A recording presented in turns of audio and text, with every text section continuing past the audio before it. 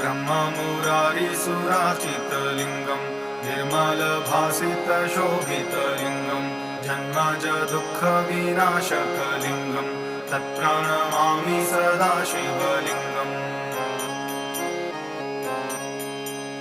देवमुनिप्रवराजितलिङ्गं कामदहं करुणाकरलिङ्गं रावणदर्पविनाशनलिङ्गं तत्प्रणमामि सदा शिवलिङ्गम्